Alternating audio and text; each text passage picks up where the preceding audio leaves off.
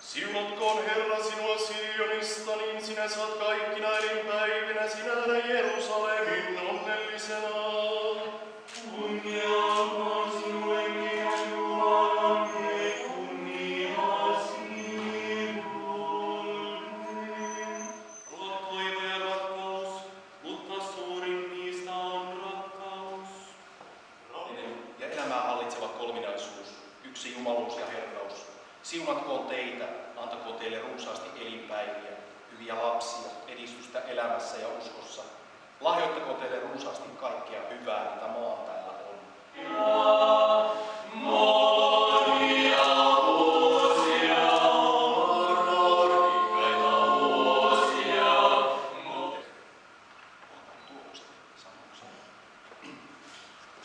Siunausta teidän avioliitolle. Mitä on Jumalan siunauksen pyytäminen? Jumalan siunauksen pyytäminen on kaikki se, mitä me anomme häneltä. Ja rukouksissa me ortodoksit emme pelkää monia arvokkaita vuosia. Ja nyt jos saa pyytää. Nyt juhlaväki, tervetuloa onnittelemaan avioparia.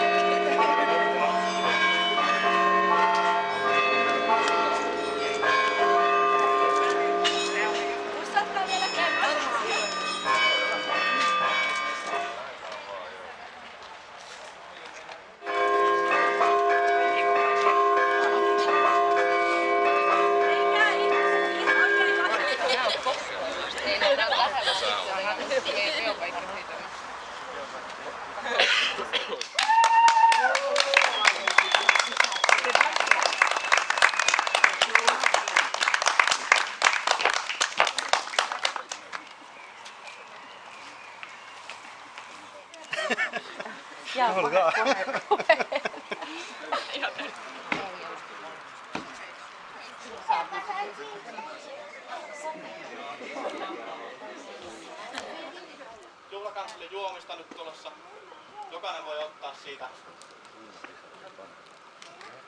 Kippystetään vähän tälle.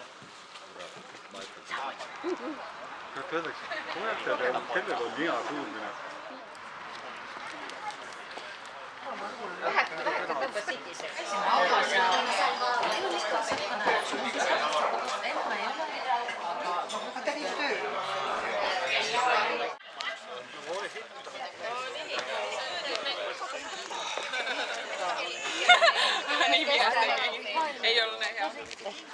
Otetaanhan se helpolla kysymyksellä, että ja ensin, kumpi teistä on aamuunisen? Se oli selkeä. Se oli selkeä. Kumpi on parempi kokki?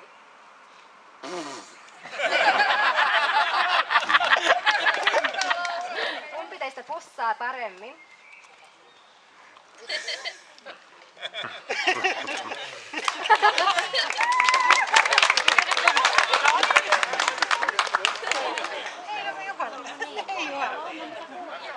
Siellä nyt mummon takana.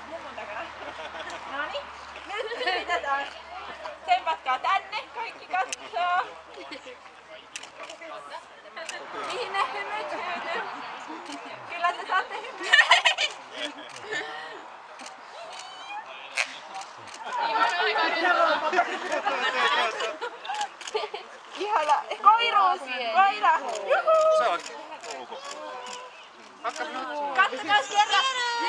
Tänne.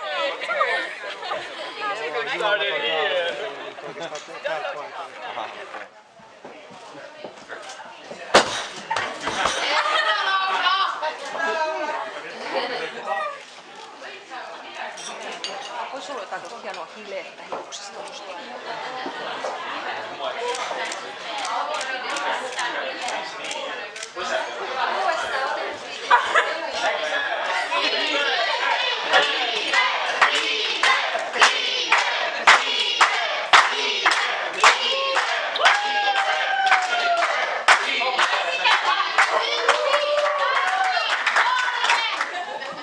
Aika kuluu nopeasti. Mä muistan vielä semmoisen pienen vastasyntyneen punatukkaisen tytön Rauman aluesairaalassa. Tukka oli punainen ja pieni hiippa päässä, oli pikkasen tontun näköinen. Mut nyt tässä mun vieras on maailman upein morsian ja upea sulhanen. Teillä on kaikki edellytykset onnistua tein yhteisellä taipaleella. Te olette tunteneet toisenne pitkään ja tunnette toistenne tavat. Teillä on hyvä koulutus, olette hankkineet hyvät ammatit. Rakkaani, olen pettynyt sinun suhteesi. Minun täytyy sanoa se sinulle näin voimakkaasti, koska sinä merkitset minulle niin paljon. Mä uskon, että Laura saa Kentsusta kiltin ja huolehtiva puolison, kunhan vaan pitää huolen, ettei ole koko ajan tossun alla.